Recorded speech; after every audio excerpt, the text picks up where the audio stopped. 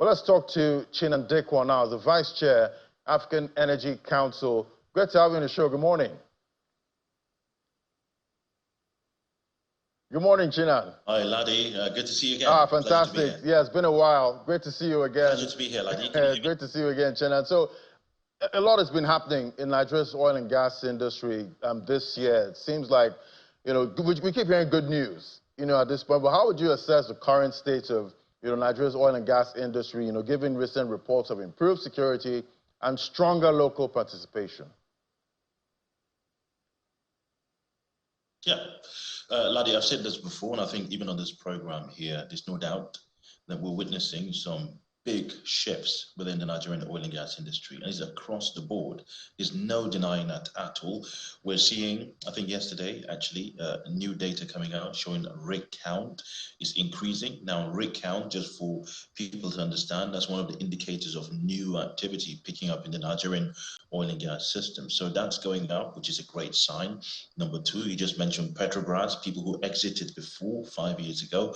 Petrobras left Nigeria, the same block with Sapetro, CNOC, and a couple of other companies, now looking potentially to come back because of a lot of the executive orders that President Bola Ahmed Tinubu signed, the cost efficiency. So the almost comatose Niger Delta Basin, which had very little life in it, is starting to kick back and come alive again, which is very exciting.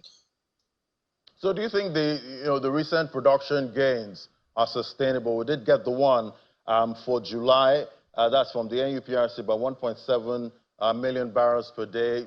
Do you think this is sustainable? Are they fragile, given global oil dynamics and, local challenges? Do you see this continuing into the second half of 2025? We see our oil production up and up. Yeah, Laddie, I will answer that question by just taking us back to where we were before. At the start of this year, we were 1.1 million barrels per day. I think at the start of this year, we have gone up very significantly. So the trajectory and momentum is definitely behind us. There's no question about that. And we're seeing a lot of this continuing. Now, our target for this year is 2 million barrels, I think 2.06 million barrels per day. Can we hit that? I think that's the big question. I am optimistic, but honestly, I think there's still quite a lot of headwinds to get there. But there are a few things that are great and for us to look out for. One, Nigeria is hitting its OPEC quota, the short-term quota that's been set for us. That's very exciting. The cost efficiency order is generating a lot of buzz in the oil and gas industry. People are starting to come in, in a big way. Number two, Laddie, something which you and I have been speaking about here for many years, oil theft. Oil theft is probably at its lowest that we have seen in a long time. So a lot of the barrels that leave the wellhead of most of the fields actually end up getting into the terminal, barged and taken off onto the market. And a lot of those successes, I've got to say, I'm going to pause here to talk about that because it's very important. A lot of these successes have been the model of bringing the community into operations, getting the community to take an equal stake in the policing of this, because we've been trying to solve this for a long time. It never worked with the Navy, it never worked with special operations. The new model, which brings community and brings them into operations, seems to be working quite a lot, and that's tied into the PIA as well. So without doubt, you asked me the question, is this sustainable? I think the momentum is behind us, and that's something to be very optimistic about. Are we there? And can we get to 2 million barrels per day for this year? I'm not entirely convinced that we will be, but I think maybe 2026 we can hit 2 million barrels from what we can see from data. Right, and definitely getting more barrels out of the ground and selling more barrels, that means more revenue for the government. But how can we translate this to the man on the street actually feeling this impact? How can we translate this to going to a filling station and getting fuel for maybe 500 naira per liter or less? Yeah, so that's a really important question that you asked there, Laddie. No question. In oil and gas, we can see the shifts. But I play this game every time I'm in a taxi in Abuja or Lagos. I have a conversation with a taxi driver just to understand, how he's perceiving it. It's true that the gains are yet to translate to the ordinary people, without a doubt. Food inflation still very high. Cost of transportation, petrol, PMS, diesel, still relatively high, and so several other indices. But you would imagine that a lot of the reforms that happen starts from the top and it trickles down progressively, as you'd see. But one notable thing I think that can really shift the dial in the short term, Laddie, is the fact that we're starting to have transportation from Dangote, transportation of PMS products from Dangote, straight from the refinery gate, using 4,000 trucks all the way to depots near the people. What does that do? That ultimately reduces the cost of PMS and products. Why? Because it cuts down the several layers of middlemen that we have. So, Larry, think about this. When you take the current model that we have, you know, people take crude oil, let's say from Mosimi in Lagos or one of the depots in Lagos. The middleman takes it to his own depots first, and then transports it. In each of those layers that the middlemen are operating, they put a margin on there. 20 naira, 15 naira. That margin ultimately gets sent back to the people. So people buy, you know, PMS at a higher price. Today, with what Dangote is doing, that would cut down that margin and potentially translate to people. So if that happens, Laddie, and that cost, that gain gets translated to people, inflation will be curbed. It will be curbed. Transportation costs should come down. Food inflation should come down, and should translate to a direct benefit to the people in a very short space of time. Yeah, I would definitely like to see the direct benefit. Then we see the Brazilian state-owned oil company, Petrobras. You know, they left Nigeria around 2018, you know, citing operational and strategic, you know, challenges. And the prospects, they'll be making a return at this point. How big of a deal is this?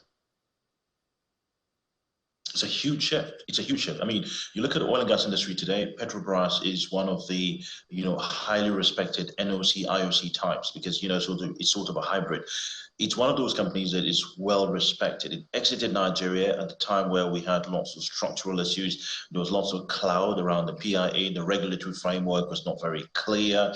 Lots of players at the time were exiting as well. CNOC exited and several people. And the block in which Petrobras was in at the time was a very lucrative block. South Atlantic Petroleum were there. CNOC was there. Obviously Petrobras and a couple of people. And Total, I think. But they left that block at that prime time because of regulatory issues. Today, Ladi, those regulatory issues, most of them have been solved. The PIA has brought the necessary clarity that we want. And beyond that, with the new executive order, 3 new executive orders, the cost efficiency executive order, which is tied to you know, how efficient your production is, that President Bola Ahmed Tinubu has signed, that is bringing renewed confidence. There's also the contracting framework, which cuts down contracting to 6 months, another executive order, which means that in 6 months, every contracting has to be finalized.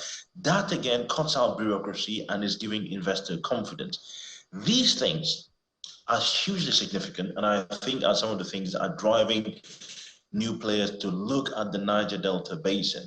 And I think Petrobras, if you ask me, is potentially going to be one of many to return. We've seen exits by, in some cases, ExxonMobil. We've seen exits by, you know, Shell. You know, in some areas, we've seen exits by Total. The Niger Delta Basin is hugely productive, and I think the new regulatory framework gives confidence for them to start to come back. And, you know, talking about coming back at this point, what opportunities could, you know, Petrobras, their re-entry, what could that unlock for Nigeria's deepwater oil sector? Yeah, so I think there are a couple of things to look out for there. In the deep water, which is where the, you know, our huge prices are today, lots of them obviously joint ventures there. I think there are a couple of things that we should look out for. The opportunities, I think, is one, the biggest one, if you ask me, is the opportunity to re-enter and try to drop the unit cost of production. Nigeria's unit cost of production, if you look at it today, based on what NUPRC are saying, is between $25 per barrel and $48 per barrel. These are the official numbers that NUPRC says. So the $48 per barrel mark, that's sort of at the, you know, at the offshore level, deep offshore level. Petrobras can come in with this huge digitalization framework, is huge expertise in drilling of deep water fields. So just for context, some of the deepest fields in the world today are in Brazil. So when you look at the pre-salt basin around the Santos Basin in Brazil, some of the deepest fields today, we're talking 3,000 meters of water depth, you know, drilled there below from the seabed up to 10 kilometers down. So they have huge expertise there to bring into Nigeria's deep water. They have huge expertise in curbing the cost of production, unit cost of production. All of these are the things that they can bring into new developments to help Nigeria become more cost efficient. And more cost efficiency, of course, means more revenue for the country, and also more expertise and knowledge transfer that we can take and weaponize. So I think these are the key opportunities that we should look out for in the short term. All right, so, definitely great news, more barrels, coming out of the ground and, selling more barrels. Well, thank you so much, Chinan Dickwal. He's the Vice Chair, African Energy Council. Thank you so much for helping us unpack what's playing out in Nigeria's oil and gas.